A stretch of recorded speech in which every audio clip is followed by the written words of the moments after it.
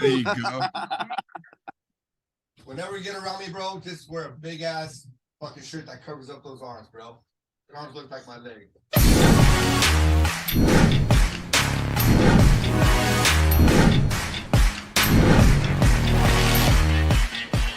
It's a form of art, mixed martial arts, you know. A lot of people think that we just are like dumb fighters and, you know, throw our hands and beat each other up, but that's not really what it is, you know. A lot of these guys started off in traditional martial arts, and a lot of these guys that do like jujitsu and mixed martial arts, period, are, you know, artists, and they have lives outside of it, and they have businesses and families, and, you know, not only are they, you know, good at beating people up and doing whatever it is that they do, and they're also really cerebral, you know. Like I said, a lot of them own businesses, a lot of them do other things outside of that. Some of them are, you know, normal artists, some of them are engineers. It's not like certain sports where it's like the end all, because, you know, if you get into mixed martial arts, you're not in it for the money, you're in it because you love the sport, you love what you're doing. So, you know, you had Daniel Compton a while back, right? So, I created Bay Area Combat. Daniel actually stepped in. I stepped away from that promotion. Daniel Compton came in and then finished a couple more shows, and then he created his own promotion. So I've been doing shows since 2006 with a company. My first promotion that I worked with was Cage Combat Fighting Championship. We did shows up in Santa Rosa. We've done shows in Fresno, Yuba City, San Mateo. I heard about you guys. Yeah, it was like, yeah, back in the days, OGs, you know. Yeah. So we did quite a few shows together, and then the one thing led to another, the economy crash and so on and so forth. Yeah. It just, you know, that kind of dissipated. So then throughout the years, I've been running and producing shows as a production manager and producer, basically. We started out with my first show on my own was our 10th year anniversary for Cage Combat in 2016. So 2016 was really my first show by myself without any other influences So and it's stuff. your 10-year anniversary of you promoting fights, but it's really your coming out party as far as Yes, yep. Right. And so then from that we did quite a few shows, and we ended up doing the first show in Napa, I think 3 shows. I can get you the exact dates, but Daniel Compton, actually, when I first met Daniel, he fought for the 185-pound state championship at my show. He fought Adam Walmsley. He ended up choking at him and got the state title. What year was that? That was quite a few years ago now. I think 2018. Yeah. 2018. And then we did a couple more shows as Bay Area Combat, and then Don and I pretty much are San Francisco Bay Area Combat, SF Combat. Gosh, how many shows you guys done together? Well, tell them how it really started. All the different business partners had. You never really. He never worked with Daniel Compton whatsoever at all. You actually had. Go from the beginning, Steve. Well, so Cage Combat was the promoter was Todd Mindorp and Tolly Mindorp. They were twins. They were doing the shows, you know, from day one. Todd and I kind of started out with driving home, being drunk a little bit, you know, had a couple of back in the days. I'm already loving the story. Once you get drunk, that's a good thing. Well, we used to go to a lot of shows. I've been to literally hundreds and hundreds of shows, you know, because I'm a super fight fan. That's what got me started. I started training back in the days with Jerry Bolander from the Lions Den. So I actually that was my first coach also. Yeah, so I actually fought under the banner of the Lions Den from Jerry Bolander. Yeah, long ago, and we're super fight fans. I was such a fight fan. That's what got me into training. You know, and I'm like, this is the shit. And so one thing led to another. My teammate was like, we were just left the show. We were just bullshitting around like, we could do better shows. I'm not glitter challenge. We could do better shows than them. Yeah. And so 6 months later, we did our first show. That quick, 6 months. 6 months later, yeah. Man of action. And so Todd was the man back in the days, you know, when it comes to promoting shows. And Todd knew how to put on a show for sure. Yeah, we were getting anywhere from like 3,000 to 5,000 people at our shows, and it was good. It was big. I saw my first show was the first Cage Combat I was at the Kezar Pavilion in San Francisco when I was 16. And that's what made me want to be a fighter for sure. So that was your first show, Don? How old were you when you started your first show? 16, you said? Yeah. How old are you now? I am 32. 32. Oh, dang, Mhm. still got a lot of years of fighting. So we were the first ones Yeah, to I've had do a lot of years shows of fighting. in, you know, Cisco like that. Yeah. Yeah. And so that was the first. So break down those years. So 2006, you started getting into it, right? But before that, how many years were you fighting before that? I was training for 4 or 5 years before that, 4 or 5 years more. And what was your specialty at that time? playing punch face. Playing. Well, you were with Ken Shamrock. Well, I was Jerry Bolander. So I've been training with Jerry Bolander since '99. Okay. And Jerry's been my main coach. I've had a few fights. I've had That was I think UFC 2 or 3. 1, 2, or 3. I don't know. Don knows the history on No, that. Yeah, no, Jerry Bolander was the UFC 12 champ, but he Okay. appeared like in UFC, I think, 6. When he first started, he did the David and Goliath tournament. Okay. Yeah. History right there, bro. Yeah. And so Jerry's been my coach for forever. Mm-hmm. And so he stayed on the scene for a while. He left, I think he left Napa Valley. Well, the name of the gym changed a lot. First it was Jerry Bolander Submission Fighting, and then it was Slam City, and then it moved to Cage Combat, and then it ended up as Napa Valley MMA. And where's he at now? He's in Napa still. He's a cop, but He's a cop. he left like, I don't know, 6 years ago, 7 years ago, something like that. Is he doing anything with promotions, fighting, anything like that, or not no more? he's a dad, married. Yeah, Steve took over. Steve took over the gym at how long ago was that? Just a couple of years before the pandemic, I believe. A couple years before the Yeah. pandemic. Yeah. But I mean, I met Steve when I was 16. And Okay. yeah, when I was 16, started training with the guys, and that was it ever since. Ever since you fall in love. How many professional fights you got right now? What the fuck do I have to, sorry.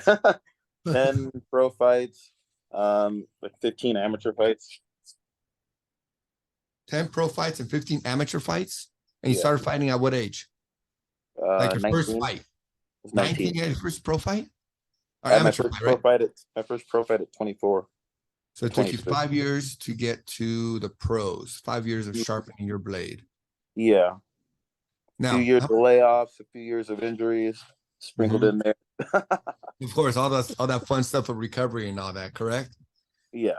Now, how many fighters do you guys managing any fighters yet, as far as for the pros, or not yet? Something you guys want to get into, because you guys obviously know the ins and outs, especially you guys that have trained at the highest level. Literally, the highest levels of what you train at. Stephen Don is still fighting at pretty much the highest levels. You know, our plate's so full right now. Okay. Running and producing your shows now, it's like I don't know where we'd get time because. Yeah.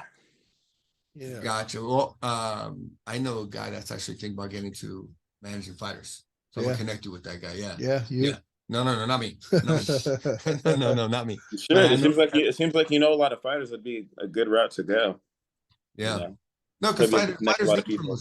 Well, they need Fighters good need the right managers. managers. You know, They need there's, good managers. They need managers that have connections. They need managers that know what to tell them and how to tell them and how to to guide make the them. right decisions. Yeah. I've been in the right exposure. Yeah, I know. I'm gonna connect with him. He's a good dude. You know, that might be helpful for you guys. You know, so that'd be actually very useful, because you guys are in the game of promoting these young men, right? You're literally changing culture. I believe that you guys are in the business of changing our culture, especially out here in California, where it's pretty much pussified, right? A lot of men are scared. Oh, I don't know. I think California has a harder, more active, more professional sense of MMA. I mean, Correct. I agree with you. From when I started training MMA, and then like the fights that I've had around or going other places in the country to see how people train in other places, California fighters take fighting really, really seriously in comparison.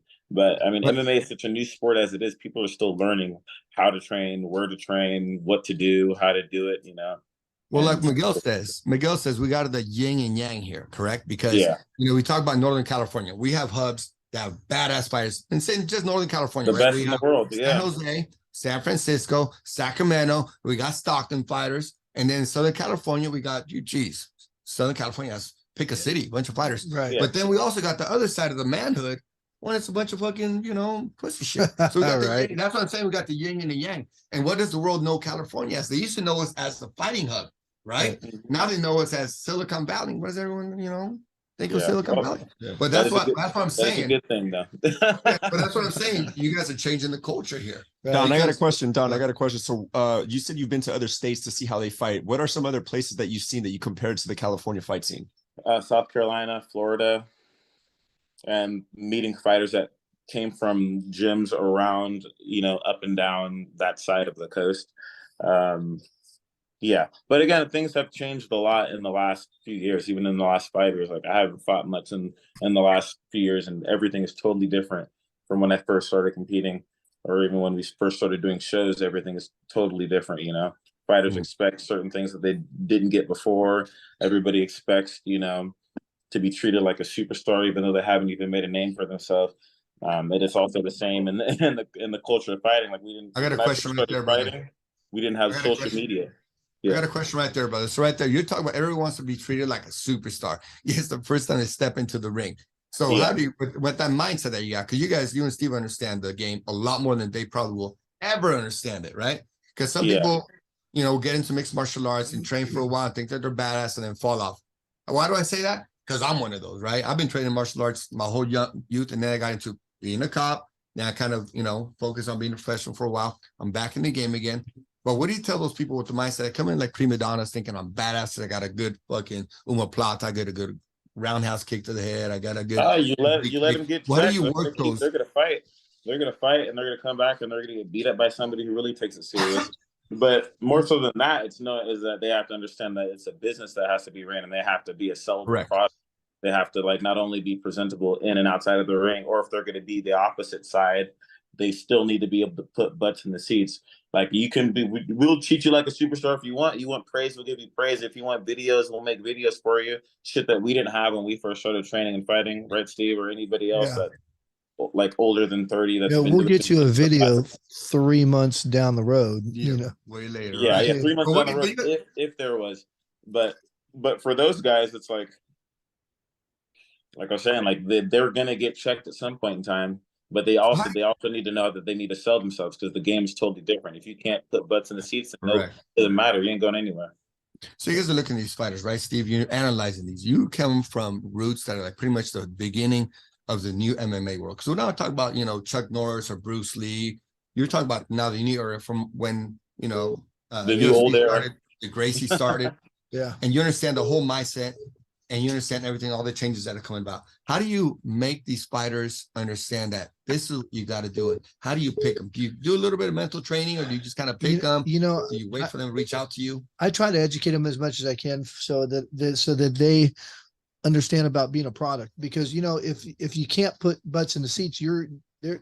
It doesn't matter. Mhm. It doesn't matter how good you are. Doesn't matter. A lot of the guys, there's some of the baddest guys in the world that aren't even fighting on the big stage because they can't sell themselves. If you can only say two words, who's gonna Guys pay that to try to watch sell it? themselves. Like look at Demetrius Johnson as an example, right? Correct. He's the best in his weight class in the world, done some of the most that anybody's ever done, but yet the UFC didn't feel like he was the most sellable product, so they decided to trade him out for something lesser, right? When they can sell, correct. Mhm. No, I'm with you. I see a lot of the fighters don't understand that game. One of the things that we try to do on our podcast is we try to promote these young fighters, let them know, hey, you got to get out here. You got to be able to learn to speak, talk about yourself. One of the things, and correct me if you think differently of me, okay?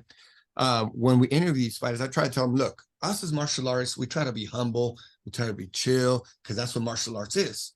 But at the same time, when you're in front of the camera, you got to be able to promote yourself, talk about yourself. I'm asking you because people want to know about you. People want to know yourself in the world, right? Because, hey, we're an entertainment business. You guys are an entertainment business. So we want to know what you're about. It's combat, action.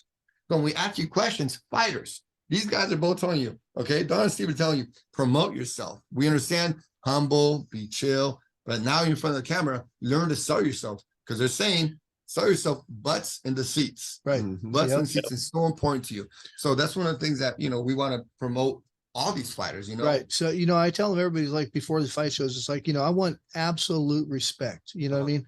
I want people to be able to get in there and fight, but show each other respect, because, first most, you want to be able to sell to the whole audience, not just a small niche group of people.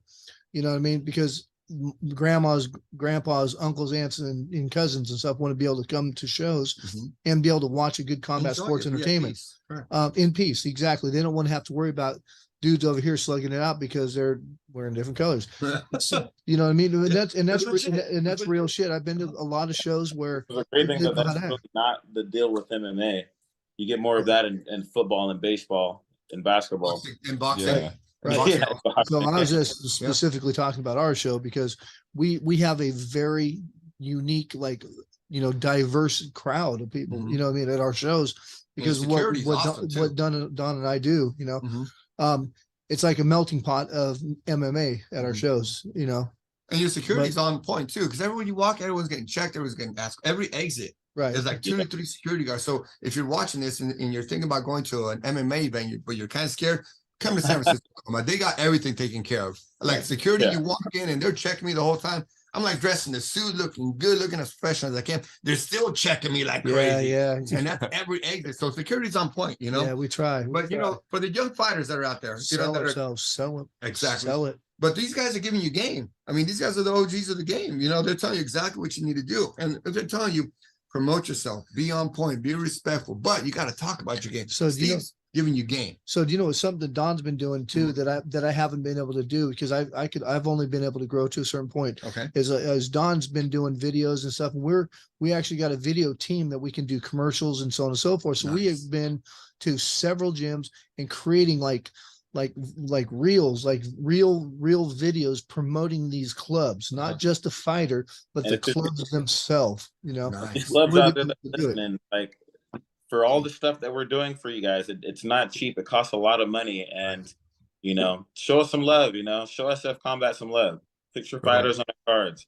You know, make it easier for us. Help us help you instead of making it all about yourself. Like let's grow together. Let's grow the So team. what you guys are Kind of- doing pretty much a partnership with these young fighters. You're saying, hey, Yeah, we're doing exactly. our part. We're leading the pack. We're Right. leading. We're showing you what we need. And we're also telling you what we need you to do, which is also promote yourself.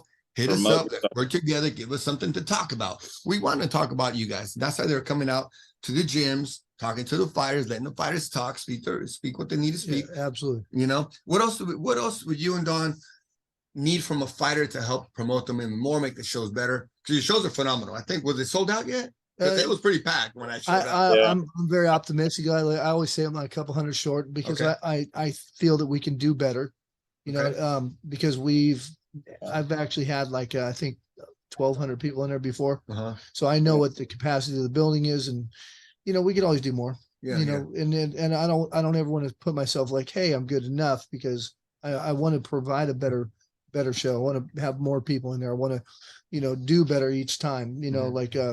like Donna's my passion is to create the best combat sports entertainment, and that means bringing more people in, having fighters sell themselves more. Correct. You know, like getting out there. Hey, mom, come and watch me fight. Dad, Yeah. bring our aunts and uncles, you know, and stuff like that. And that's A what it family is. friendly event. Yeah, Sorry, guys. absolutely. Well, I know me and Miggy, me and Miggy are committed to help Thanks for all having me of on. California fighters. Say what? I'm gonna have to hop off. Sorry. Okay, Don. Yeah, for sure. Pleasure. Thank you. Well, Don, I want to Pleasure let you know meeting we're you. committed to helping you guys grow your club, your fight promotions, and let everyone know that you guys are the it up here in Northern California. So we're with you on promoting these fighters. Any fighter you wants to interview, we're about it. We'll interview them for you. Okay. Awesome. Bring Thank some you. shine to you guys. Appreciate that. Thank you, Don, for being out here. So with that, now now the screen looks much bigger Yeah. now. It's just us now. It's just you know? us, and that's a beautiful thing. So when you talk about these fighters, bro, and what you want from them, what else would you tell them? If you're looking at every fighter, give them a message. We want you to promote yourself a little more, keep training, stay focused, be respectful. But what else do you want out of these fighters? Do you interview every single fighter that you have on there? What do you do to We select try to these get fighters? around as much as time will allow. Because you had 20 fights, right? Yeah, we try, like I say, Many you know, fights. where some clubs have like 3 fighters and stuff like El Nino. El Nino's a favorite club of ours. You know, we got Badass. Santos Jiu-Jitsu, which is another favorite club. Resistance. Resistance. We Resistance got is badass. AKA, Uh-huh. and the clubs that you see fighting for us, they're the ones that have guys that stay ready. Mhm. That's the biggest thing, is stay ready. You want to be a fighter, stay ready. You know what I mean? Because a lot of the guys do this rubber band, you know, when it comes to like training, not training, getting too heavy, not heavy. You know what I'm saying? It's Mhm. like, just stay consistent and be ready. You know what I mean? And that's why we have a lot of AK guys on our cards, because those guys want to fight. They want to get somewhere. Mhm. And that's the biggest thing, is to stay ready. Stay ready. You see, one of the things, backing up on this, or change my words, whatever you want to do. One of the things is I see a lot of these men are really trying to get to professional levels. Correct, Steve? They want to, but you got to stay ready. Correct. So And that's the thing. that's where they fall short a lot of the time. He's giving you mad game right here. If you guys are really trying to be professionals, okay, if you guys are really trying to be professionals, you guys got to be ready all the time. But the professional life is a different level. Like, I'm gonna tell you, I saw a bunch of fights right there, right? And there's 3 fighters that I saw fight at other organizations, and I knew their style, right? Like, I understand mixed martial arts, right? So not as much as you, but I understand it. So when I saw some of these fighters come out, I can tell literally, oh, he wasn't staying ready. I literally saw some fighters at other fights, and they were going boom, boom, boom the whole time for X amount of rounds. And in this fight, I noticed that they just weren't ready. They were not staying ready. The conditioning was not there, Miggy. Yeah. And I can really tell just by the way they were moving the first few steps. I said, ooh, he's moving a little different. Could you tell that from the get-go? Some of these fighters? You know, I can, because it's like, you know, but one thing that I got to say, some of these fighters step in at a late call. Okay. You know, like, you know, we've had a few fallouts, because there's a percentage rate of fallouts. There's about 30% fallout from start to finish with the fight card. So we kind of mix and match if we have to, but it still falls back on fighter being ready to fight. Mhm. You know, because it's great that they step up, but if they stay ready, they'll have a better chance of winning the fight. And then sometimes their conditioning is a factor. And that's what you were seeing, is their conditioning wasn't quite as good as it could be, you Correct. know? Yeah, I saw there were 3 fighters, literally. One of them ended up winning, but 2 of them, they came up short. And these are fighters that I've seen them fight at a different level. And so if that's one advice that Steve is telling you, young fighters, stay ready. You want to be a pro? Stay ready. I would add on top of that, Steve, and then Miggy, you give me your opinion after this. I would add, for you professional fighters or you young fighters, amateur fighters, he's saying stay ready. Okay. I'm more of the business side. Okay. I'm saying promote yourself, learn to promote yourself. Ask people to, like, on these podcasts, bro. There's a lot of podcasts out here that want to interview you. Absolutely. Right? Don't be shy. You know how many fighters I've reached out to? Hey, you got a fight coming out. Let's interview you. They say, oh, yeah. I'll get back to you. Never show up, bro. Last week we had a fighter. Fighters. I don't want to mention the name, but you know who you are. You should throw them under the bus. Hey, they'll never get anywhere if they don't. Yeah, correct. Keep them accountable. I'm not trying to do that. And you know? not only that, but I actually met someone at the gym, right? And I was hitting the punching bag, and he comes up to me. He was like, and he was kind of correcting my jab, which if he didn't know what he was talking about, I would have been like, leave me alone. But he was on point. Yeah. And so I started talking to him. I told him about the podcast he follows. And then I told him, you should come on. Like, you know, but he was like, he said, no, I'm not ready for that yet. And I'm like, no, dude, look, that's perfect, because you want to start putting this out there, because if you're going to take this serious, if you're going to do this for the next 5-10 years, development. And if you have a fan base, they're going to want to look back on this time of your life, because there's someone that's starting that can watch that and relate to you and be like, oh, he's where I'm at now. Right. You know, and then what Miggy does with these fighters, you know, I don't know if you've seen any of our interviews, but what Miggy does, he makes these interviews so easy for fighters, bro. Miggy's like fucking conversation. He's fucking popping, talking shit all the time. He's like the serious guy, but he's always talking shit, bro. And so for fighters, that's what I think. Miggy, what do you think as far as? No, 100%. And then again, it just because as time goes on, everyone's life is a storyline. Like, doesn't matter who you are. So if you're a fighter, you're doing something, like you said, is part of the entertainment business. Yeah. You want to put that storyline out there, so that way the people that are following you, even your friends, your family, whoever it is, they can see your progress in real time. And even for you, like, you're going to look back on it and be like, dang, that was me. That was me. I was a dork back then. I still feel, I'm that guy right now. I'm like, holy shit. Man, you're a fucking superstar, brother. You're a fucking superstar. You know, besides staying ready, there's something else that's like that really plays a big key into like the success of a fighter. How pure of a life do you live outside of the ring, outside of the gym? If you're out, you know, pimping, hoeing, and hustling, that's look at Miggy smile. Look, that's me. Obviously, I don't spend enough time at the gym. But you know, it's like it's how pure of a life you live, because if you focus on your training, you're focusing on your health, fitness, eating good, and so on and so forth, not going out and partying at the clubs and stuff. That makes a big difference at the end result of what you're trying to achieve. So if you have all these influences that's going to derail you mentally, spiritually and physically, it's like it takes its toll on you longevity wise. Correct. So how do you think, what's the biggest, I'm not gonna say, what's the biggest distraction for these MMA fighters? Like there's some couple, I don't want to say the Women. one. Correct. Okay. Women. I All mean, right. you know, Did you see that? right? Dude, the interview with Muhammad Ali. You remember the interview he said with Muhammad Ali when he was when Muhammad Ali was still talking real good, and he was on this show, and they asked him, "What's your training secret?" Did you see that little clip? That was going around Instagram. I'm gonna send it to you, bro. So Muhammad Ali said, "What's the biggest reason how you say training? Stay away from the women. Stay away from the nightclubs. Stay away from the booze." I do remember that. Yeah. Do you remember that? I remember that. So talk But about it's that. so true though. It's like some of my personal biggest derailments in life is drugs, women, you know what I mean? Booze, you know what I mean? It's the biggest derailments. And once I cleaned my life up and got on a good path, like my life got better. Yeah. It's like, look what I'm doing now. Don and I run one of the biggest MMA show in Northern California. No, I would say the best. I appreciate that. Thank you. I love that love there. I feel it. You know I what I'm saying? respect it, brother. No, when me and Steve talked a couple of weeks ago, right? He gave me his number right when I reached out to you, he gave me a number. But I got so many messages that I lost it, bro. Right. Lost. And so I reached out, look at this motherfucker didn't send me his fucking, oh shit, did send me his number. Hey, bro, I apologize. You sent me no, can't talk again. Talk right away. Bro, when we started talking, we clicked right away, right? We started talking about all kinds of good stuff.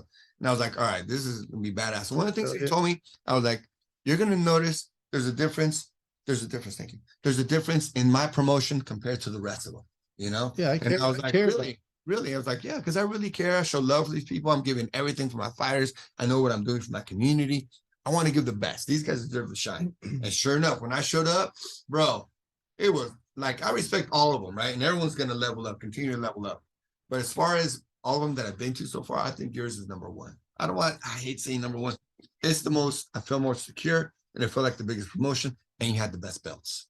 You had the best belts also, bro. Thank you, Tony Fossum, for my, the IKF boss, she makes belts for me. Nice. Yeah, I love it. Tony Fossum. Tony Fossum, go with those belts. Yeah. I have a quick question. So I noticed that you were saying how before you had a lot of derailments, and once you cleaned your life up, you were able to align yourself, from physically, emotionally, and spiritually. What is it?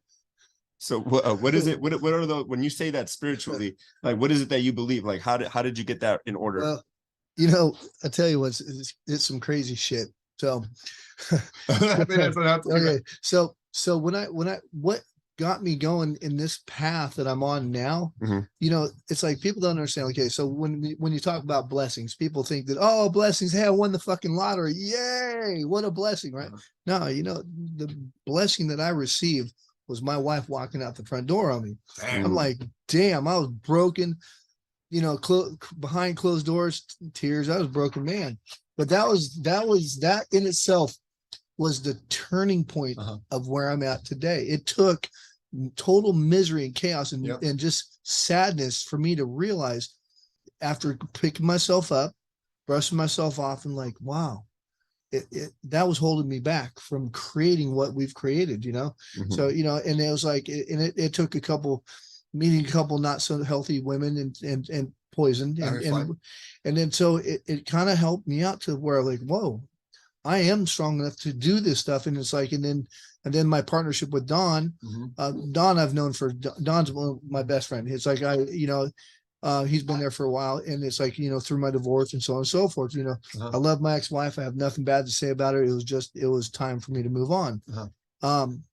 But Don, it's like I gave half the company to Don for Christmas. Don, nice. Merry Christmas. Awesome. You're my homie, Yeah.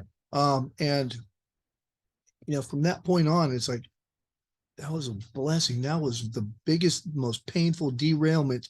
And after she walked, I do the clean and sober thing. I used to party. So, okay. Once I cleaned up from all the drugs and fucking drinking and all this stuff. And that's when my biggest changes of my life happened and stuff. And I fucking, when she walked, I stayed drunk for probably about 2 months. Okay. And it's like, when I opened my eyes, I'm like, whoa, yeah, it's time to fucking move forward. And that was the painful part of the blessing. And now look what we're doing. Exactly. Look what we're doing now. Look And what it's, we're doing. it's such an amazing thing, you know, And where you're going, brother. right. Where you're going. We're doing live stream pay-per-view. We're doing, you know, we got, you know, the last time we had a few issues with the live stream, the network was shit. Mhm. I'm not going to throw the provider under the bus, but we're looking at a different provider. Okay. So, but now that we fixed all the problems, that's just another, you know, thing moving forward was, Correct. you know, and we're looking for some bigger investors to put out bigger fight names and stuff. And so once we get the bigger investors in here, which we've done pretty good so far, we're going to be doing major headline fights. Awesome. Not trying to grow out of the venue because we love the venue, Mhm. but we're just bringing bigger names to push it out on the internet more. Correct. That'd be killer. Who do you have any names in mind that you want? Oh, I to got throw out all, there? Not I yet. no, Not I yet. got all kinds of guys that I'm looking at, you know, Uh-huh. but it's like, but when it comes down to it, big names sell big sales, you know what I mean? And it takes big pockets and stuff. And so, and that's kind of the direction we're going right now. You know, Okay. we're eliminating all of our problems on the tech side of it. Mhm. We figured out a lot of stuff. And now the next show is going to be better and better and better. So what's the next step? So you got that fixed. So what's the next steps that you're going to take as far as for the fighters, for promotions, for getting the word out there? What's the next thing you're focusing on right now? Is it the fighters, getting the fighters trained, more media, more exposure? Because the venue's awesome, security's awesome, right? So matchmaking is on point. Yeah, we have a matchmaker, Antonio Jimenez. He came in. I was doing the Where's he match. from? He's from Stockton, Lodi area. Okay.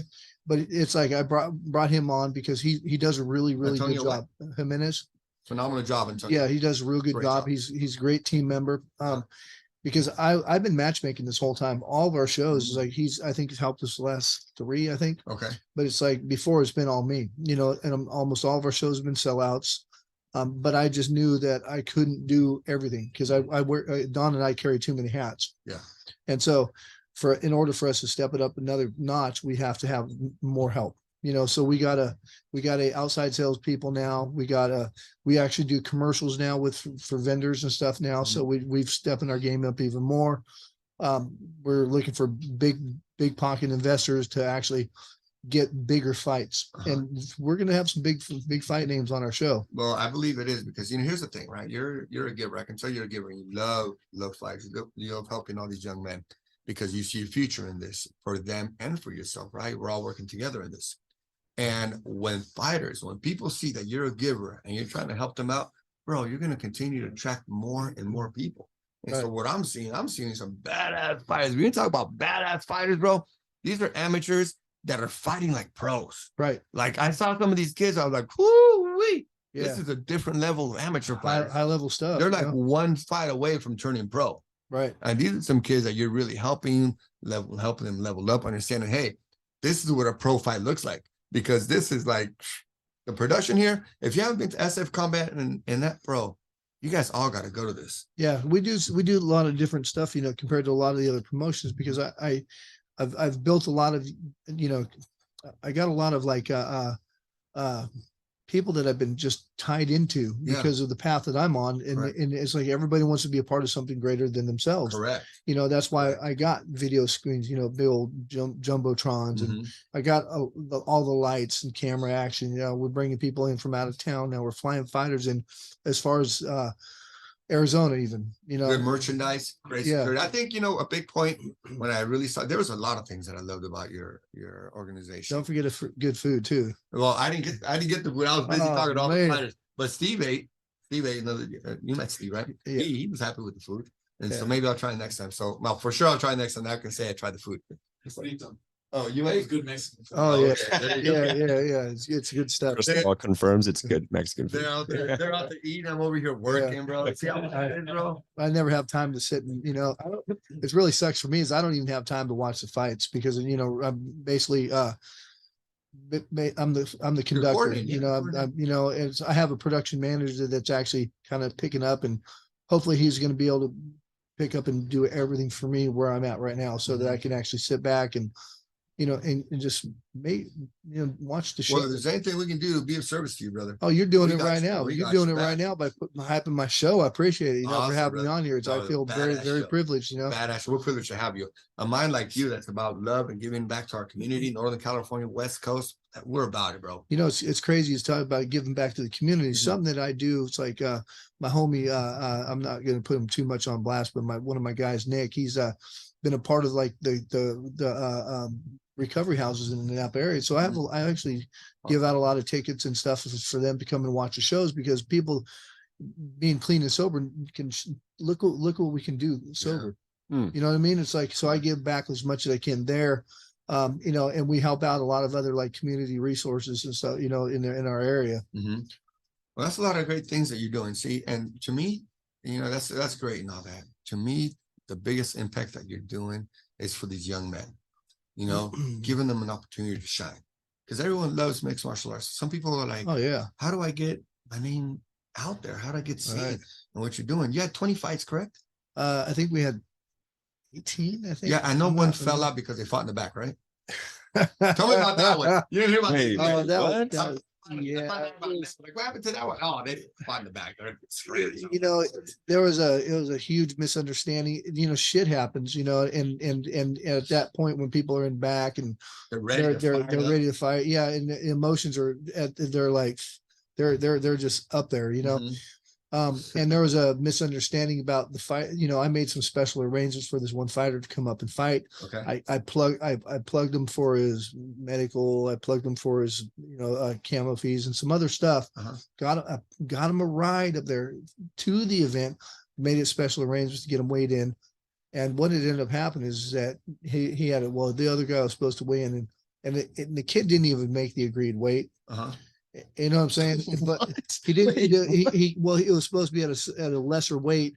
He didn't make the lesser weight, so we went in and he weighed in over the agreed weight, even on top of that. Uh-huh. So he weighed like 141. It was supposed to be 140, and the other coach is just kind of like, dude, what the fuck? You said you're a fighter, and it just snowballed after that. And then and some punches were thrown, and luckily it didn't get too out of control. Uh-huh. You know what I mean? It's like, it was just a bad situation that, fortunately it didn't get any worse. You know what I mean? So, I have a lot of respect for the fighters. The one fighter took the fight, just said, yeah, I'll take the fight. And he filled in the spot for another one, and it just didn't work out.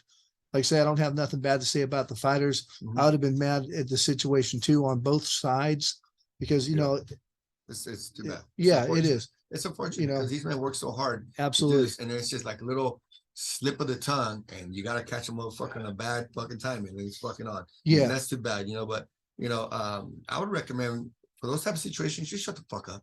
Just get to the fight and whoop a motherfucker's ass. Right. Talk your shit after, because there was a guy. I'm sorry to cut you off. There was a guy that whooped the dude's ass, and then he talked shit to him after. He's like, "Bitch, you came in 7 pounds over. That's disrespectful. I'm a professional." I was like, all right, that's the time to talk your shit. Mhm. Right. To me. Yeah. Some people might be like, take your win. And That was Reno Bergen. Yeah. I like that. Yeah, shit. he's a tough guy. It's Yeah. like, he fought a tough opponent too, Correct. and That's I didn't have my hands in the weights on that too much myself, but it's like, I could understand being mad, Yeah. You could. Yeah. I understand it. It's just too bad that the fight didn't happen. You know what I mean? Will you bring that guy back, or maybe not? I don't want to put you on the. Well, I I would bring any of the fighter back. I don't ever, like, even if there was a misunderstanding between me and a fighter or anybody else, I absolutely don't hold any grudges against That's him, cool. because you know what? The thing is, like, we're all on the same page. We're all fighters, and we all have feelings and shit, Correct. and the thing is, like, come fight for me, handle it, get in the cage, do your thing. That's the platform I'm providing for you. You know what I mean? Correct. So, No, I'm with that. About fighting, that's how me and Miguel met.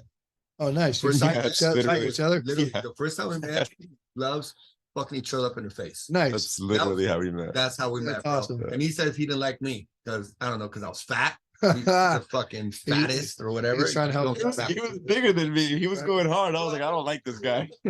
He's faster. Hey, but but it helped you out though, because it Oh taught no, you know what I'm saying, 100%. right? Because then I came back. I was like, I'm gonna fuck that guy. Right. I think I lost that first round, bro. I think I got the second one, and it goes back and forth with me. He's Nice. so much fucking faster than me, bro. He Right. got good hands. Yeah. Got good hands. That's No, but awesome. then it was like I think our second time we boxed, and I was like, "Yo, no, this guy's cool. This guy's Yeah. pretty awesome." Plus, I'm talking shit while I'm fighting. You know, That's what it I'm talking was. shit while I'm That's what fighting. it was. That's- I'm that's it. laughing. I'm like, oh, you fucker, that hit me good. Or like, oh Yeah. fuck, I'm gonna hit you. Well, the that- fuck. I'm that's like, I'm good. gonna hit you the fucking dick next time. They're like, what? That's good times though. You know It's what I fun, mean? bro. Yeah. And you know, talk about that part when people fight after they become friends. Like they're fucking talking shit and fucking fight, but after the fight's over, a lot of people become real friends, win or lose. Well, you know, it's Yeah. because you earn their respect. Correct. You know what I mean? It's like 100%. we're men, and it's like, you know, if another man has enough fucking respect to step up in there and face you Mm-hmm. on a real physical level like that, you kind of got to respect that. You know, Got to. you know what I mean? There's MMA is the purest form of combat sports. It's the purest form of competition. Correct. You can't get anywhere else. I mean, more greater than that, right? Correct. It's a You pure know- form of proving yourself man to man. And you think about going back to the history of mankind, like the ones that we really remember is the Roman times, right? Yeah. You can talk about, In you fact, know, the original sword. pancreation. Correct. The There you original go. pancreation. You back can in the talk day. about weapons and swords and sticks and all that shit, but really, what they were really fighting? Hand-to-hand combat. Talk about Yep. that, brother. So, yeah, that was like, man, that was beginning of time. The first Olympics, and it was pancreation, submissions. It was, Mhm. you know, it was real fighting. You know, Real fighting. you know, hey, they were naked when they're fighting back then. That's I'm like, I don't know if bro. I don't know if I'd let That's a somebody joke. fucking doing an arm bar on me. No, With their hell ju- no. you know, they're like, oh, damn, like, All that. Like, Yeah. coming here, tap. yeah, for sure. Yeah, but I just don't think they cared. Yeah, man, they just said, fuck it, I'm gonna break your arm. The reward with the prize is so great. You get to live. Right. I mean, you get to live. dude, you I tell you die, what, fucking I'm die. gonna heel hook someone's ass. You know what I'm saying? Exactly. Oh, I'm bro. punching him in the You're dick. gonna walk. Punch him in the dick so you don't walk. Yep. Yeah, but you think about that. That's what you just said. It's so important. Like Dana White said this thing when Dana White first started. I forget what year it was. It was like 12, 13 years ago when UFC first went into Fox. Do you remember that time frame? 2006, 7, 8, 6, 7, right around that time frame. So maybe it was about 15 years ago when they first started. Fox bought into them, and then they did this big giant promotion, right? And he said this thing that I blew remember, up. brother. Yeah, blew up. And he said this thing. Every human loves fighting They do. because Mhm. it's in our DNA. It's absolutely true. Correct. And you're looking like Dana White right now. We got the Northern California Dana White right now, bro. I just looked at you right now. It does look like You a lot, look like yeah. Dana White, bro. It's Holy just shit. a shaved head, shiny head. Oh, you do look Yeah. like Dana White. We got Northern California Dana White right here. So, so do you agree with what Dana White says? Like, fighting is in our DNA. Yeah, he It said is. if you're in a playground and someone yells fight, everyone's running to wherever Absolutely, it is. because it's a spectacle. People want to see it. People, Yeah, there's no way to describe the fucking juice you feel. Correct. yeah. You know, It makes it's like- you're not even fighting. It makes Right. you want to fight. Right. Like you get that Right. adrenaline rush. Right. You're like, Yeah. Yeah. someone the cheap shot. Hell yeah. Yeah, that's what he says. He always says, "I hit him with a cheap shot." Dude, That's- Didn't I tell you why me and Miggy were laughing after I'm passing his card? Look at this shit. Their nickname is Cheap Shot. How Oh, much awesomer can that nickname be? You know, I Where'd got. you get that nickname from? Oh, dude, that was so years ago when I first started training. So basically what changed my life, okay, Uh-huh. was when I was having trouble getting sober and stuff. I was an old ex-tweaker, drinking, Uh-huh. smoking a lot of weed and stuff. When a martial arts saves lives. Yeah. So I actually met a guy named Jack Lair who owned a gym, was it Health Quest Fitness or Martial Arts down there? It's Where? in What the city? south of Napa. Okay. So I ended up getting connected with him, and one thing led to another, and as I started training with him, and this old guy, it's like what, and the one thing that hooked me was I came in and trained on the weekends with some of the guys that trained at Shamrocks. Now, Okay. then that's back when it was in Lodi. Yeah. And these guys were just beating my Yeah. ass every week, and they'd just be fucking me up. But I kept coming back like a dumbass, Uh-huh.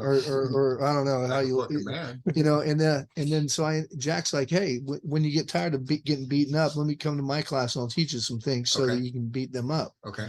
So, and it just, I started training with him. I started learning, jujitsu, and because he did gi jujitsu and stuff. And, but I started learning a lot. And then, so one day during training, it's like, he's like, okay, we're going to do guard break, drills. So I ended up doing I flipped my leg up over and like the Boston crab and ended up twisting his knee. And so he's like, you cheap shot motherfucker. So that nickname kind of stuck with me ever since. So I fought in the first Pancration Federation or whatever it was down in San Diego at the San Diego Sports Arena. So there was video of that? Dude, it was on VHS tape. That's how long ago. Damn. And so I fought in the show down there, and it was like, it was no striking to the face, but but it was bare knuckle. Not even slaps. No, it was bare knuckle to the body and knees. So anything from the neck down is bare fist. Okay. And so I fought in that tournament, and I'm like getting called out to the mats. It was on mats. And so they're calling me out. I'm like, this is this huge San Diego Sports Arena where they play ice hockey. Yeah. And they're like, cheap shot. I'm like, oh, those motherfuckers. And so then just for some reason it just stuck with me. It's like, I mean, do you know how fucking Coming. Yeah. Cheap shot, Barnett. Yeah. Okay. And then it was just fucked. Oh my god, damn it, these guys got me. So it's stuck with me ever since. I love it, bro. So everybody calls me cheap shot. Anybody that knows me for years and years, they know my Would fighters assume like you're a dirty fighter? Like, fuck, I gotta watch myself. Hey, fighting's fighting though. Is Yeah, it really is. Son. It's like like when you box with me, you fucking cheap shot. That was it. Part two, bro. hell yeah, right? Every time you fight, cheap shot on me. Nice, wait, just I crap. don't even have my gloves on yet. The motherfuckers. Hey, you always gotta keep your eyes on your opponent. opponent. Cheap shot. Hey, keep your eyes open on your opponent at all times. All the time. It's like yeah, so it kind of stuck with him. But that's the guy who actually introduced me to martial arts. And it's like he just like part of that tribute was he just died a few days ago. And so it's like he's the one that got me where I'm at today. And that was the chain of events that happened in my life to where I'm at now. So it was super fight fan training to straight fanboy, you know what I mean? Because I had opportunities back in the days. I mean, I trained with Jerry Bolander, Pete Williams, Mikey Burnett, Trey Tillman. I've actually had opportunities to train with all these guys at one time or another. Pedro Hizzo, Marco Huas. I've actually had opportunity, My goodness. Pete Williams, that fucking head kick he did. Yeah, Mark Holman. Yeah, I saw that live, bro. Right. I saw it live when that shit happened. I was like, dude, that noise. Fuck this shit up. Were you training with him at that time? Yeah, back then. Yeah. What are you talking about when he came back? I want to know that story. When Dude, he came back, like what? Well, I knocked out one of the baddest fighters in the world. You know, he was he was an underdog, right? Oh yeah, Major. Absolutely. This guy was 21, 22 years old. They were young guys. Yeah. Holman at the time Holman was like a one or two super stud wrestler. One or two fighter in the world. Yeah. And Pete was like, who the fuck? Pete Williams. Who's this And fucking it dude? knocks him the fuck out. Oh. He was on Ultimate Knockouts too. Dude, Yeah. Pete Williams is a bad boy. And I was like, it was just one of those blessings that I had, training with all these Amazing, real bro. greats.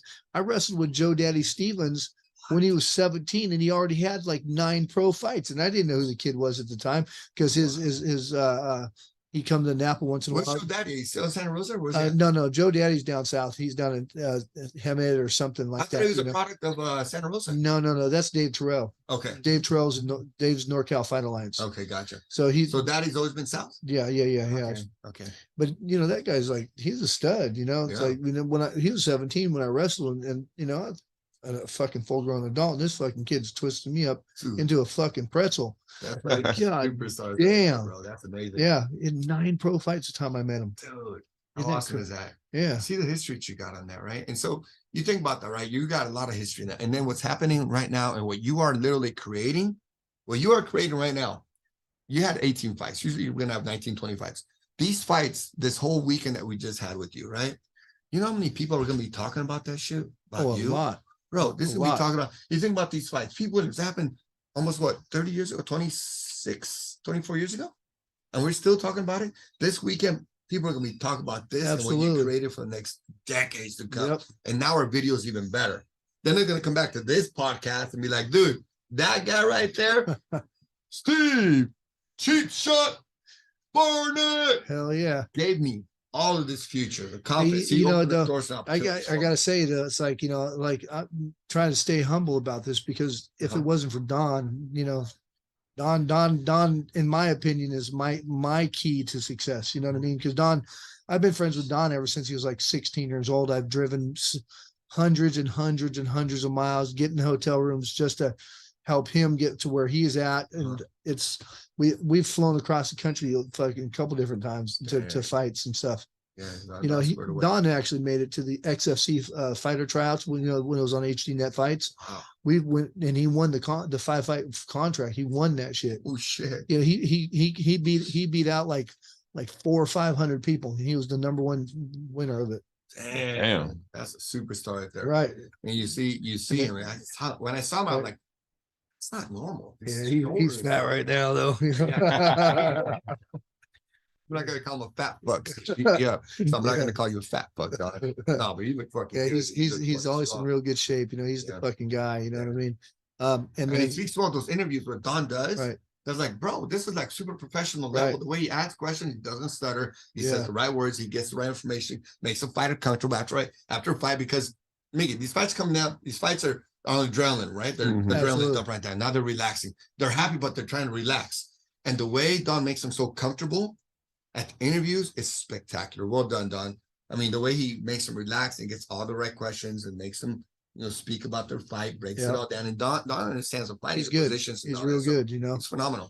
You know, we got another guy on our team that's like that. Also, another guy that I really you know, have a lot of respect for is Andrew Stormer. He's I haven't met he's Andrew. no, you haven't. He's you saw him walking around with a camera in his hand. Okay. He's like one of our guys that does our videos and stuff.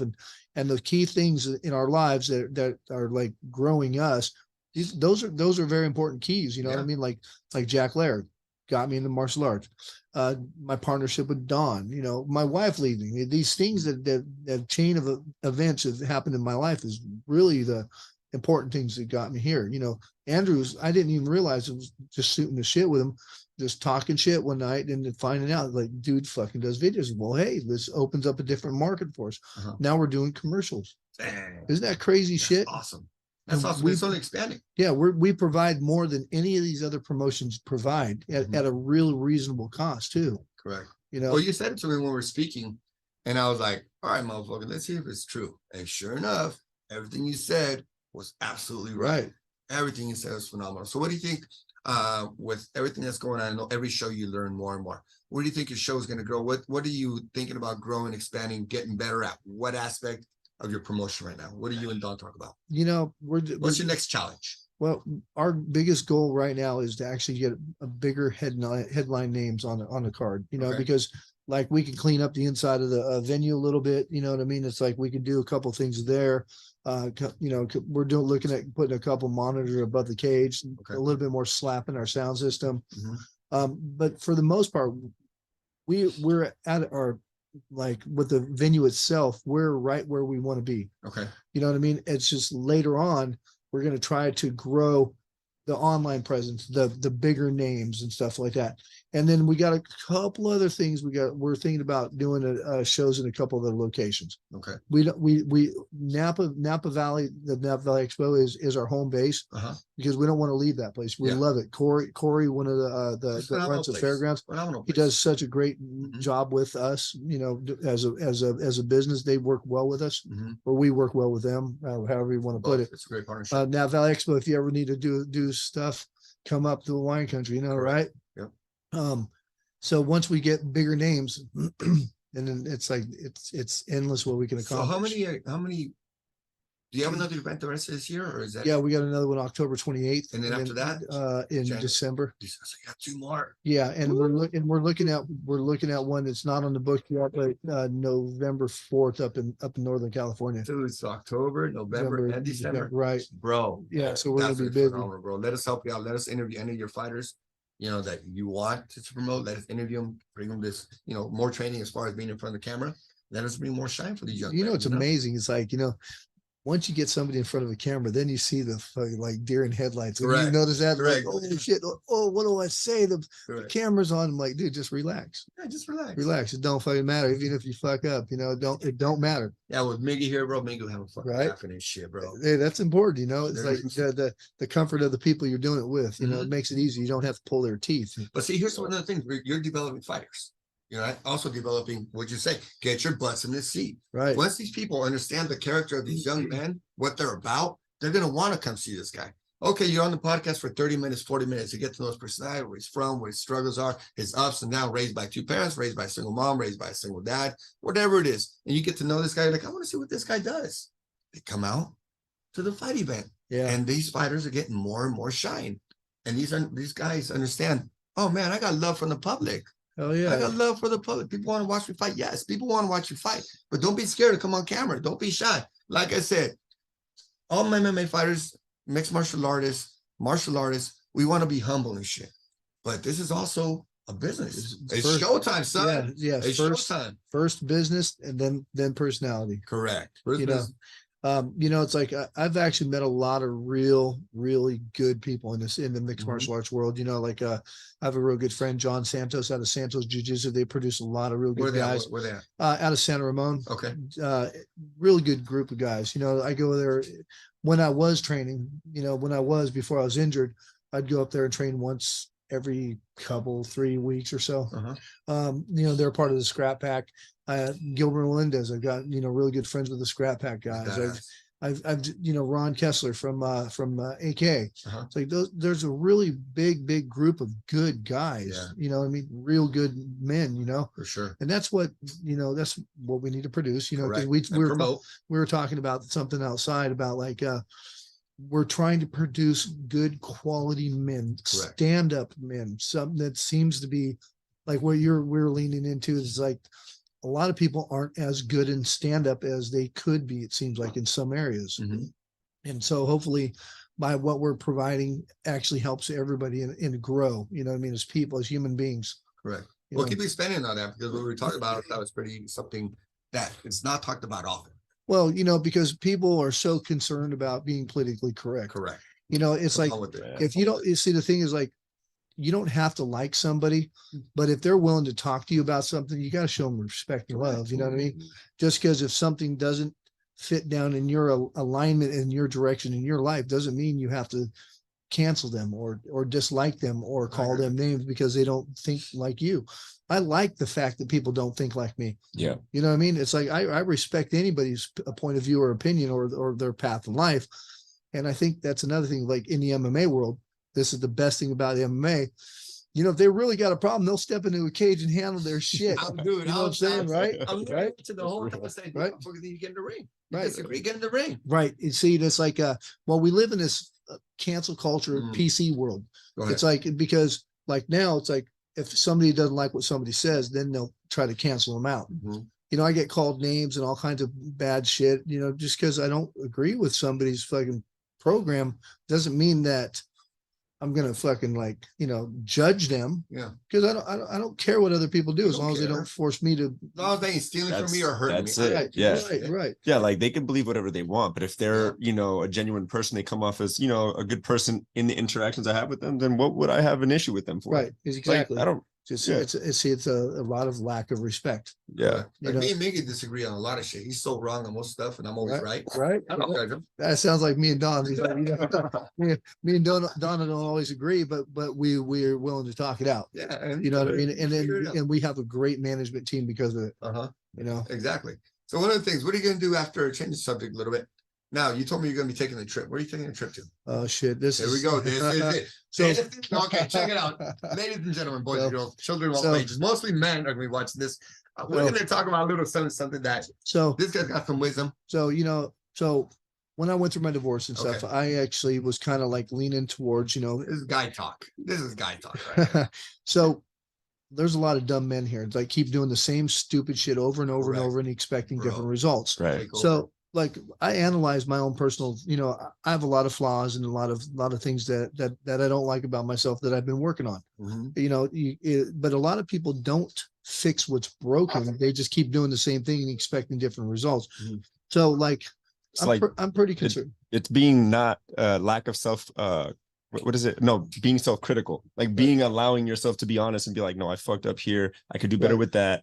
Right. Yeah. You know, it's like the reasons why my wife and I, our marriage basically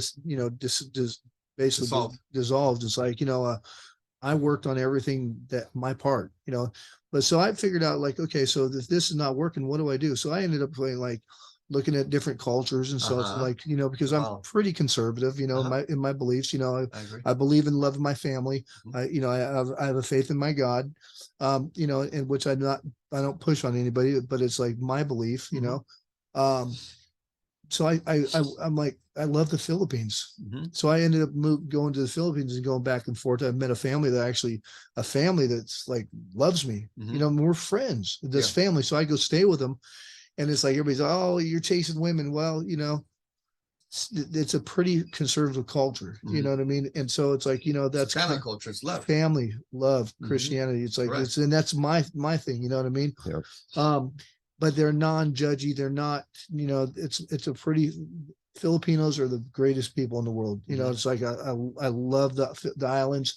So I go back and forth there a lot. I actually ended up getting close to a family there. And it's like, and I ended up like, just like one day, it's like, I made a conscious decision. I was very like, how do you say? It's like, inspired, do you ever get like real, like spiritual inspiration to just to do something and have faith that you're doing what you're inspirationally kind of driven to do? Yeah. So I ended up creating a business over there with a family, and what we do, and we it's totally crazy. We bought property. We got like 3-something acres of property. We got, so we went from digging into the dirt to now we got 5 structures. I'm working on my 6th structure once I get back over there. But it's like, so this is the thing about like the thing about the Philippines is that poverty here in America, the poor here living under an overpass is one thing. That's absolute poverty, you know what I mean? But that's all usually here in America. That's all by choice. Yeah, correct. You know what I mean? And sometimes people have a rough draw of the cards, but it's usually drug addiction or mental illness that gets people homeless. There, it's like there's real poverty. You know what I mean? And so the passion that I kind of like that I have is like, I got people that I'm working with that my business, I employ about 8 people. I pay them more than what the regular wage is. I've been able to, through funding here and through different pieces of revenue sources and stuff and donations and stuff, that I've been able to employ like 8 people all year round. I pay for their dental, I pay for a lot of their medical coverages.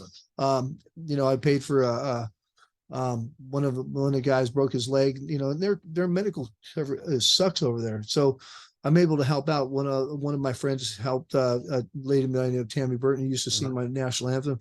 Helped out this one lady. She's waiting for eye surgery for glaucoma. I mean, these are things that we can do here. It's like, hey, if anybody wants to donate to me, it's like, hey, I'll give you my Venmo. So there you go. Their GoFundMe. And then people start scamming with it. Right. Like, and so, I'm not about a fucking handout. I don't believe in handouts. Handouts never really help anybody because it does not. You provide a hand up, but you teach them in the process. So like now we got like 500 fucking birds going. We got fucking pig pens. We got goats. You know what I mean? Yeah. Next we're going to start doing ducks. Nice. Heck yeah. But it's like they're selling enough bird each day to actually employ this many people. Wow. Yeah. And it's nothing that I'm making money on because it's dude, we live in America. It's like our money here is a lot different than money there. And as long as I can keep a rotating cash flow there, the business is killing it, but it's teaching them how to run business. How fun is that, bro? Dude, I'm talking like this shit's in the fucking jungle. Like, like I built a small little house on a hill in like deep in the jungle, you know what I mean? And it's like, but it's just about being able to really, really give back community, you know what I mean? Correct. Into the community. And it's something that a lot of people aren't willing to do. Correct. Correct. Well, that's one of the things that I see about you, man, is you're a giver, bro. You're a giver. God bless you in so many different ways. Like, who has the respect to be able to go out there and be in front of the baddest men in Northern California and you guide them and tell them, this is who you fight, this is what you're doing, this is the type of fights, and this is who you can face. right? Right. Who has that type of respect to you? And then you're able to go to another country. I need to send this to Pedro, put that on in the middle of the Yeah. podcast. Yeah, this is badass. And then go to another country and change people's lives, right? Yeah, To be able to do this is badass. What you guys gonna see here is badass, bro. And I'm sure you know a lot what you're doing with the Philippines. They're rewarding you also. You're helping them. I'm sure they're giving you a lot more than what you're saying here, right? Yeah, it you know, it's yeah, it's like, so a year ago, so I'm gonna fucking like, I'm gonna change gears a little bit and kind of like, so a year ago, Uh-huh. past 4th of July, a year ago, Uh-huh. I had a real serious injury. I broke my neck literally in half. Yeah, you were I talking broke about that. between C3 and 4. It's Mhm. like now I got, you know, plates and shit, and I was in a neck collar looking like Frankenstein. Uh-huh. So the whole time I was in the hospital, I was laid up in bed. I was finishing matching up a show because we Uh-huh. had a show like 2 weeks out 2 weeks after after you broke your after I neck. broke my neck. So I'm in, And you I'm showed up still. and I showed up still. Damn, savage. And so I did the show, and then I ended up like a few days later, ended up doing flying out in neck collar, driving on the plane, feeling like dog shit. Fucking it just Isn't that all amazing? uncomfortable, right? All fucked up. And I ended up staying with my people over there. And Okay. dude, it's like, you know, you're so like broken that, you know, I had to have help showering and taking my shirt off even. It was so miserable. You probably had a couple of women showering. Oh, I wish, yeah, you know. Yeah, like that. You know, I wish. but it's like, but if it wasn't, but that's the kind of family that I got connected Yeah. to there. And so when I was at my absolute low, injured, couldn't even take care of myself. I mean, you know how nice it is having, you know, them bringing you a cup of coffee in the morning. Yeah. It's like, I love the family. They're just amazing people. Yeah, You know, for sure. Sure. How did you break your neck? training. I say did a Granby roll and I ended up flying up in the air. My neck didn't fucking my tuck and roll wasn't there. And you know, I am 54 years old, you know. Still getting down, bro. Yeah. Yeah. I just, you know, it just I knew something was really, really bad. Just like I felt like a bobblehead. You know, my body was moving, but my head was like rolling around like, oh fuck. Oh Yeah. no. Oh, it was bad. And Wait, so how long was it before you realized like I think I Oh, gotta go to the right. hospital?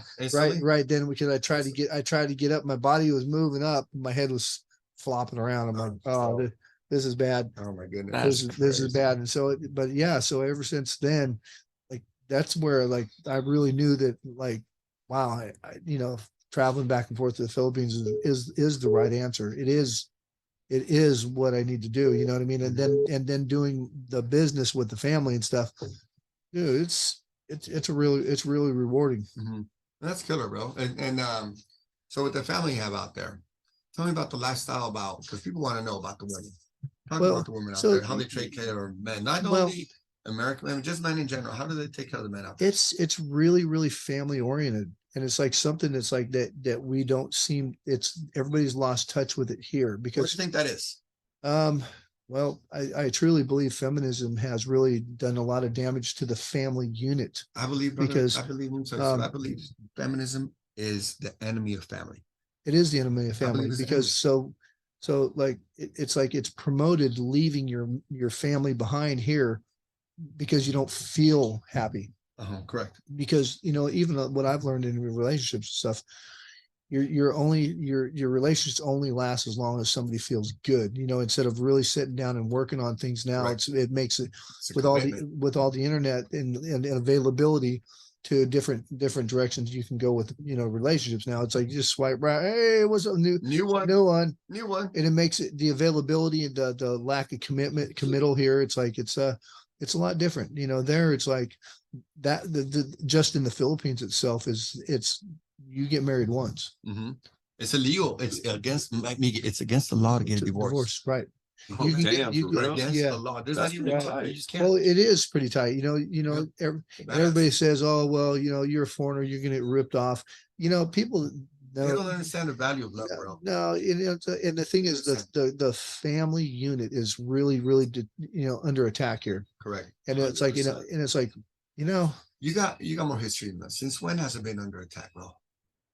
yeah, I think in the last 10 years, it's made a real big, like a spiral downward. You know what I mean? Mm-hmm. Don't you agree with that? I mean, I'm going to say even earlier than that, bro.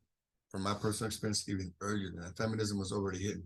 I would say when my personal experience, I think when Facebook opened up, that's when Yeah. the shit started hitting. And I'm talking about 2000. Jeez, let me see. I'm going to talk about 2000. When did I make the stupidity and got married? I'm going to say about, fuck, I already forgot. Say 2000 and I got married 20s. It was 2005 or 6 when Facebook started coming out. And I Yeah. started seeing my chick, my wife at that time. She started being all over that shit. I was like, what the fuck is this thing? Right. You know, what the fuck is this thing? It was like attention, attention, attention. Right. So I'm going to say 18, between 15 18 years ago is when it really started going down. Well, you know, When it started the tipping point. well, you know, it's the internet's not real life. It's not real life, and then people live off the internet as like something that's Yeah. very important because the internet's taken away personal interaction. Like when, Yeah. how many times do you have somebody walk up to a girl, hey, how you doing? I do it all the Then, time. then No, I do that. That's my biggest I do. advantage Right. because I realize that no one's doing that. No So one it's like does if it. I do it, just by Right. introducing yourself, you're like, oh, this guy's He's But talking. even girls Right, say, yes. but bro, I do it all the time. It works all the time. And then Right. sometimes like You're that's talking to me. creepy. Yeah, That's creepy. I'm you're a like, creep. Yeah, like weird, what? weird, And right? I go, what? dude. There is that. There's There was that this one creepy side. time I was on Tinder for a little bit Uh-huh. and matched this girl. I'm You talking to still- her. You're Yeah, still on Tinder right now. I might be. I like this. Hey, look, I got both angles working. Right, You know, right. no, but I met this girl and we're like chatting, and she turned out to be like a super feminist, this, that, and the third. But we got into this conversation, One night stands. and I was telling her, yeah, but what I was telling her, I was just like, she was saying something about how like, yeah, she doesn't meet guys in real life. And I was like, wait, why? She's like, because what if they're creeps? And I'm like, I could be a creep right now It's amazing on a what you do. phone. Right. Because in person, I could see you in the eye. You could tell from my body Right. language of my, you can just tell, like, and especially women kind of have that like social superpower where they know, like, no, that guy, they can just absolute discern. they could discern. And I was explaining this to her, and I'm like, how are you even functioning in the world? I've met guys that She's can just not. that are fucking wizards with words on the internet. Then Right. they're just biggest pieces of shit in person. Yeah, It's like, and you can't get a good feel of somebody really. yeah. It's like people don't know how to take me, but I'm the most loyal motherfucker. I'm that guy that fucking, you got friends that you can hang out with, or you got friends you call, hey, let's go bury a body. Yeah. You know what I mean? There's Yeah. well, there's two different types of people, it's like, Yeah. and it's like, in the internet, you can't tell how real of a person they are because everybody lies. Mhm. Everybody lies. Everyone's Yeah. putting You on know? a show and image, bro. The- When you talk like this, like we've been talking a good while. We're getting to know each other more and more. And people are figuring this out. People are starting to love you more and more. They're like, all right, that's a fight promoter. I can trust this. How many dirtbags out there that are fight promoters that are fucking dirtbags? Right. A A shitload. lot. But you see this Yeah. guy right here. You talk about what he's doing, fight combat, everything's trying to support, everyone he's trying to help, everything that he's done. You're like, all right, this is a good dude that I gotta go fight for. How do I link up with this guy? Right. Yeah. It's like see, the thing is, like, if you're talking with anybody and they're so concerned about hurting your feelings, I don't give a fuck if I'm hurting someone's feelings, but you can always count on that I'm telling you the truth. Yeah. You always know what page I'm on. And it's like, can you really trust somebody that doesn't want to hurt your feelings, especially if something you might need to hear? Yeah. I mean, can you trust them really? You can't trust him. No, You gotta no, be honest. that's like the most important thing, because most people, I forgot where I heard this, but they say, like, most people are gonna try to figure out what you want to hear so they can tell that to you. Right. And that's most people when you're like Right. interacting. So when you find people who tell you something that you don't want to hear and they tell you anyways, it might, your initial reaction might be like, what the fuck? Right. But then if you're able to like internalize that and be like, oh, actually, he might be right, or I might have needed to hear that. It gives you a more sense of like, okay, I can trust this person with whatever. You know the thing is now is you tell the truth and it's hate speech now. It's Often crazy. everything is fucking hate speech, bro. I know. It's just, Hate speech. You don't like it and it's hate speech. so it's crazy. Right. You know, it's right. just fucking common sense. It's just talking out a conversation. It's crazy. It's like, I don't hate anybody. Yeah. And it's like, if I say something somebody doesn't like and they call it that, I'm like, well, it's clearly you don't want to have a conversation with somebody because Yeah. that's your manipulation to stop a conversation. I got a question for you. Are there more than two genders? Well, Oh, Not- shit, not- we're about not to get paid. canceled. Damn it. Yeah. Thanks, No. bro. You just canceled us right now. right. Fuck that. Man or woman, that's It's it. just a question. Hey, I just want to be hey, safe. I'm not a doctor, but from what I understand, that you can't change your fucking chromosomes. That's true. You know what I'm saying? That is I mean, actually true. I mean, and I'm not saying if there's a man or a woman, just because you feel like a bitch doesn't mean you're a fucking. I mean, yeah, hey, I've cried. Hey, I've cried. It doesn't mean I'm going to stick a tampon up my butthole. I mean, right? Yeah, what about you? I mean, it's like We get to the good stuff. no. You see, this is the thing where people will take that out of context and say, like because I respect everybody. Right. I don't care what somebody's doing. I don't Right, care. right. You know what I mean? And this is where people don't understand. It's like cancel me for having an opinion. Yeah, exactly. And It's don't like, shove that's it down not my throat. right. Like, But see, that's where people don't understand. It's like you can have somebody's respect. You just don't have to fucking force them to believe what you believe. mhm. And that's what people, how many times have people like talk shit about Christians? Uh-huh. Oh, you fucking Bible thumper, you hypocrite, this and that and everything. But hey, wait a minute here. That's their belief. Uh-huh. Why are you trying to dictate what they think? Exactly. You know what I mean? That's the craziest thing. crazy. Bro, I thought it's crazy. Well, so I wish I would have brought her up for you, bro. So there was this guy interviewing this crazy girl trying to look like a guy, crazy colored hair. And the guy goes, do you believe in converting kids? And she's like, oh yeah, for sure. Into Christianity? No. I was like, dude, you're okay with chopping up a dick and burning titties, Right. but not okay with a kid having Well, morals and Right. thinking and doing the right things in life? like I don't care what anybody does, Mhm. but if you incorporate little kids in your personal sexual program, that Oh yeah, that's crossing the line. well, that Give them one of these. They get well, talk about but- Miguel want to do some bad right. things. Well, to but Miguel, it's a right? moral it's a moral fabric, you know what I mean, that you have to have in our society, whether you any whatever it is your program is. If you don't have some type of moral fabric, look at the fall of Rome. Correct. Rome fell because of depravity. And they were at fucking a- each other. There was right, dudes and- fucking each other and Right. stuff like And that. at a certain point, our society will implode. There's several studies. Expand on that, bro. There's several studies like that actually corroborate the destruction of a community. You know what I mean? It's like, well, because once you lose your moral fabric, and no matter what it is, then the community will implode. Yeah, Correct. it's just a moral decay. Right. And it's weird because it's kind of like a little virus that tends to spread. Like I've talked about it on here before, but recently I got a second job, right? And so I'm here and I'm As a gigolo. Nice. yeah, that's my third job. No. You're broke these days. Yeah, bro, it's expensive being Yeah, here. right. Silicon Valley, No, but because of this job, I'm just running into more people that have different beliefs than I. And Right. again, I'm in the same camp as you. I don't care. Like I'll Right. treat you the same as long as you're not an asshole. If you're an asshole, then whatever. I don't care. But I noticed that when it comes to like people can believe whatever, but like when it comes to kids, it's like this thing of like, one, they want to shove it down your throat and it's like, no, they have to believe this. But if you think about it, like the kids, that's like the most purest form of anything. Like they're they're pure. right? All they know is joy and stuff Yeah, like that. And Yeah, it's let like, them figure their own life out on their own. yeah. Right. And it's crazy because they would talk about these things openly. And then I would notice like there's this one girl she's younger than all the other girls. The other girl's a little bit older and they're let's say typical Americans, right? Based on the conversation we just had. And I'm watching them like indoctrinate her with like, oh man, all these experiences I had, I can't believe, yeah, you should travel alone and this, that, and that. And the girl's like from a traditional Mexican household, they don't play that shit. Mhm. No. But I'm watching it there and I'm watching like as she's listening to them, the wheels are turning in her head.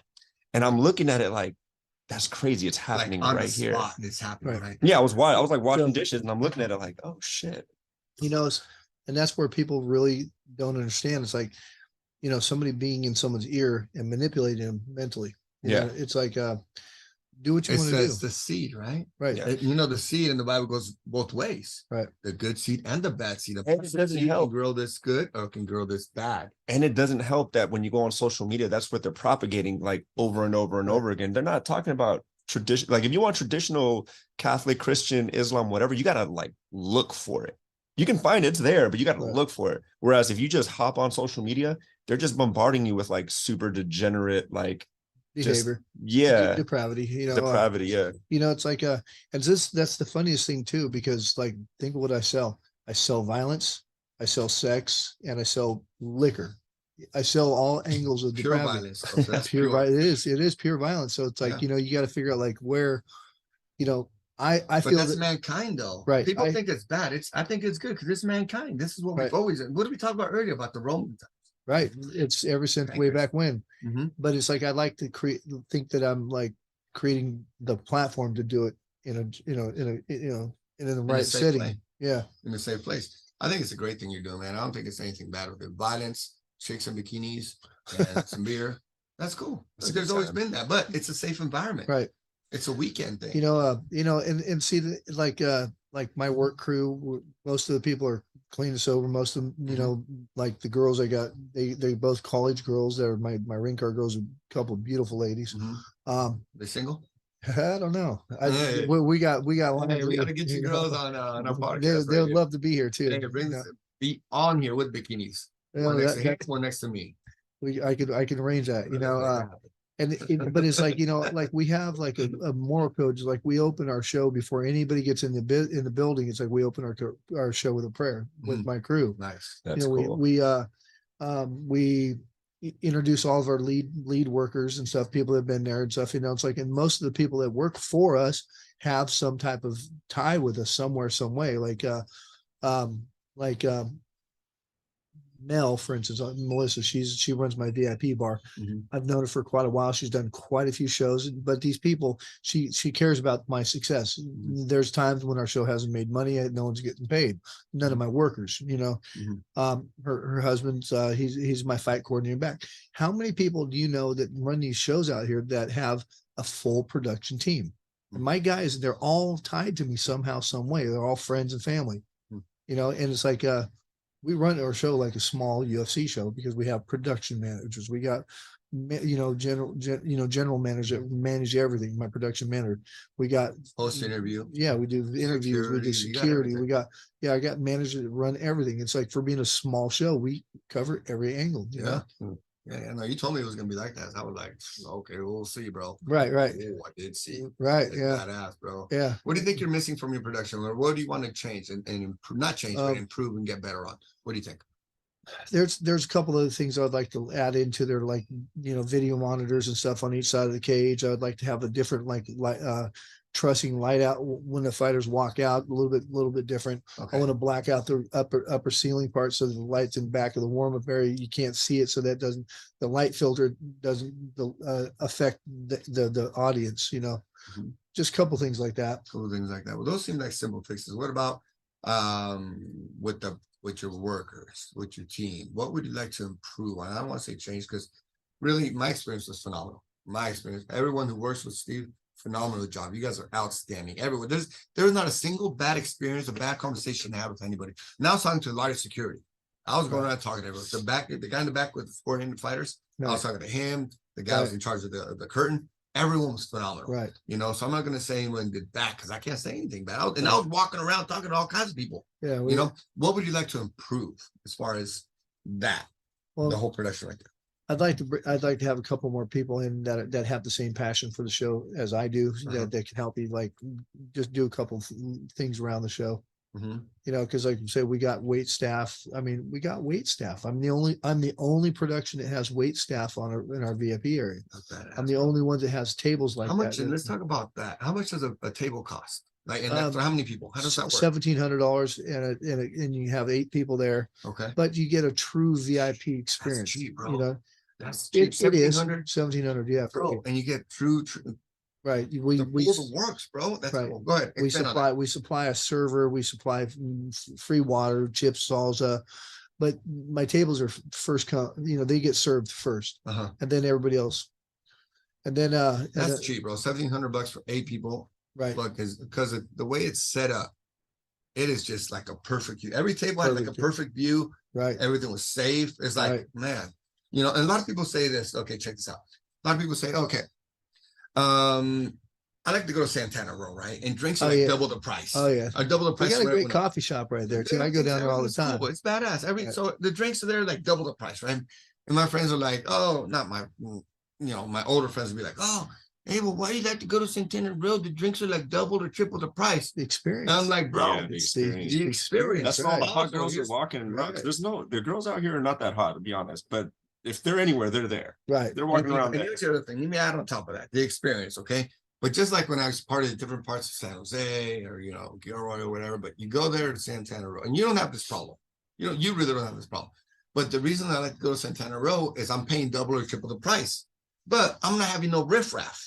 Right. Right? No Right. riffraff. So I'm paying for that security. So if you're like, okay, the fight is gonna be a little rowdy and I don't want to be around the general public. Well, guess what? Pay the VIP and Right. you're in there and even safer environment. But there was no fights at your Right. event, like zero Right. fights in the public. Yeah. Everyone was and, cool. and we never will. I ran into like one drunk guy, like one That's it? really drunk guy. He was, of Yeah. course, he was Mexican. He made right? the most money for me. I love those guys. I love those guys. But even that guy, he was all right.